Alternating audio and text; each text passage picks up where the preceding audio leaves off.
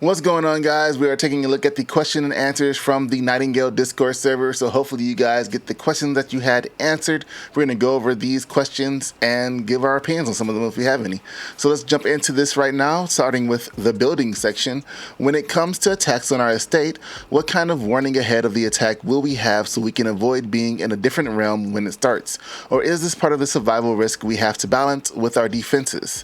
The answer is currently we are not implementing attacks that take place when you are not home. Risk to your estate comes either when you are connecting to another realm or at night being attacked. The latter is something players will be able to mitigate in their estate.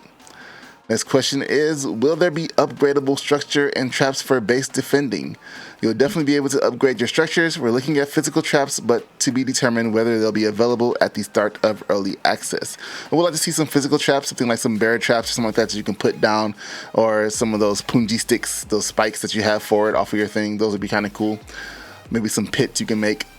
Combat. Some firearms will be present in the Nightingale. How customizable are they and how realistic will they be? Will we have many modifications? So the firearm gameplay customization comes ammo types as well as their base type. Revolver is different from a break action rifle and could be using slugs, birdshot, or fire ammo. The resources you use to craft the firearms determine various attributes like damage, weight, or durability. So that's actually an interesting look at it. I never really paid attention to how ammo works in a lot of games. I don't think they do this where it could take care of like your weight or durability, and I know damage can be affected by ammo, but I've never seen weight or durability be affected by ammo, so that might be kind of interesting. Tools are more customizable in terms of abilities since players will be able to enchant them with spells. You enchant your axe with a spell to chop down trees faster. I like chopping down trees, it's pretty relaxing. In the crafting section, how in-depth the cooking system is going to be. Is it a cook a meat and carrot to make a full meal, or will we have to gather 3 different vegetables, meats, spices, etc.? Will there be different ingredients found in different realms? Maybe as mentioned above, a recipe will call for 3 different vegetables, etc., but they won't be recipe specific, but realm specific. So you could craft a similar but different recipe in each realm. So the answer to this very detailed and great question is cooking is something we know players can have a lot of fun with, so we're keen to deliver a rich and varied set of recipes. An easy example of how recipes work is fire roasted food. You can get fire roasted berries or fire roasted mushrooms. They will each restore hunger, but the bonuses are different because you use different ingredients. In terms of the breadth of recipes and ingredients, that's still expanding. So it's kind of cool that it's just one broad category, and then what you use in that category determines how the effects are applied. So that's kind of different. Instead of just saying this is fire roasted berries and then fire roasted strawberries or whatever, you're actually having fire roasted, and then the strawberry provides this and the berry provides, that's kind of cool. Progression. Will there be leveling up and skill trees? So there is no leveling mechanic in the game. Progression will be based on the recipes, materials, and encounters Realmwalkers discover. We're still working on overall balance at the moment, so we'll have a better idea of how users progress closer to launch. So it's just like gear progression, it seems like, only. So as your gear progresses, that'll be kind of a good indicator of how you're leveling up. So you start off with like low level wood, but then you can use higher level wood, then you're at a higher level. I guess that's okay. I'm not really sure how leveling would work. I guess we don't really have stats, like everything is attached to our gear. So just depending on like if we're building our own clothes, making our clothes, or making our own weapons that have these different stats, or if there's anything we can add to increase certain stats. We'll have to see how that works when we get into early access as it comes out. I can understand no skill trees because there's not any classes, so you wouldn't really need like skill trees in that aspect. Alright, our next section is the player character section. Question, character advancement, specialization. Will there be character advancement options where one may specialize in certain areas such as combat, crafting, exploration, gathering, etc., or other character optimizations that promote group finding and play? So the answer to this is the player character's abilities and stats are taken from the items they are using. Players will be able to specialize their gameplay capabilities through their loadout. Players will not always have the same discoveries unlocked, which allows them to craft items or construct buildings. By working together to build estates, they have access to more items. So that's interesting. It's kind of encouraging player cooperation. I kind of like that. Makes it more of MMO, not so much of a solo game. Well, not necessarily MMO, but like a online multiplayer game. So that's pretty cool. Question, will there be a role selection when creating your character, such as farmer, hunter, explorer, or will it be an attribute system such as stamina, intelligence, or health? Answer, you'll be able to select a character role during your character creation, but this offers a narrative background as well as a unique outfit. We're still working on any gameplay implications, but we believe they will be minor at launch. Looking at the earlier answer in here that there won't be like skills or like class-based, I think it will be kind of minor. Maybe something like a bonus to chopping down wood if you pick a lumber or something like that.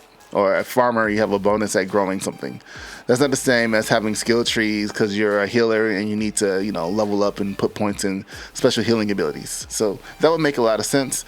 We'll see what they do when the game comes out. With realms, we got, are we always in control of when a portal closes, or is there some kind of time other controller that determines how long a portal stays open? You're in control of how long the portal is open, and you'll be able to decide when you cut off access to the realm. If the realm isn't set as a respite point and you close it, you'll permanently lose access to that realm, although there will be a 10-minute timer before it's permanently lost in the inter-realmic void. That's interesting. So we can go to these different realms, but if we close the portal, we won't be able to get access to it anymore? That's really wild. I don't know what to think about that. That seems like you need to get the most out of the realm while you're in there. Pretty interesting. About how long will one day and night cycle last? So this depends on the type of realm cards you play, but you can expect roughly a 60-minute full day and night cycle. It's a long day and night cycle. And I'm sure something's going to happen at night that doesn't happen in day. So you get some good playtime in there. What happens when you die from a different realm than the one other than your estate is in? Would you respawn back at your base realm and won't be able to get back to your realm you were previously on? So when you die, you'll return to your last respite point. That will most likely be your base. If that is in another realm from the realm you died in, then you'll have to go back through the portal to get to that realm. The respite point, I wonder if it's going to be the portal. Like when you go through the portal, will that be your next respite point? So if you die in that other realm, it'll just spawn you back at the portal and then you have to go back through the portal to go back home? Or if there's going to be like a base inside that realm that you respawn at and a respite point. Looking at servers, how will servers work? Will the game be locally hosted on players' computers, private servers that anyone can set up, or will it be limited to official servers only? For the start of early access, it'll just be official servers. Makes sense? Better control to see what's happening on the servers. Private servers, you can't really see what's happening like that. On the survival side, will there be animations for things like skinning, a sanglir, a sabor, or will the resources just be added to our inventories? Currently, the player needs to interact with the creature with their skinning knife and then collect the resources. It's always good. I don't want to just click on the enemy and get my resources. Let me go ahead and go through that whole skinning animation, make it that more visceral and feel like I'm part of the game, part of the world. Are navigational tools player character held items, or are they more UI based overlays like a compass menu map? A more UI based overlay like a map compass, but players will be able to craft a spyglass as well. And now we're in miscellaneous. Will we have a gameplay showing how the game was currently this year? Yes, we'll be dropping more gameplay footage towards the end of the year. So we're almost at the end of the year now. I'm guessing we're going to see something for the Game Awards, which they usually show a lot of good trailers. So I'm looking forward to seeing what they pop out in the Game Awards this year. Similar to Sea of Thieves, will we be able to play instruments in downtime? So they're saying we won't be able to do that at early access, but it is something for later in the year. So early access looks like it's going to be pretty much a beta, so to speak, but you'll be able to play in this world more often and do everything that you would normally be able to do in the game. It's not really limiting you to anything. If we look at early access for like Baldur's Gate 3, every time they do like a major patch, they wipe everything. So I don't know if they're going to do that here. That would be a good question to ask, if they're going to wipe, if they're going to do fresh start like every so often when they do major updates. It's pretty cool to see where everything is coming along with Nightingale. It's still a game I'm really excited about, and I can't really wait to jump in to it. It's kind of interesting how a lot of games that are similar normally launch around the same time. So I'm pretty curious to see if Blizzard is going to have more information about their game coming out around the same time that this drops. And I say that because we've had Dreamlight Valley come out for the Disney game, Disney Dreamlight Valley, but then we have Palia on the other hand, which seems to be a similar type game, but in an MMORPG type state. So it's going to be kind of interesting to see what happens when Nightingale gets closer to release.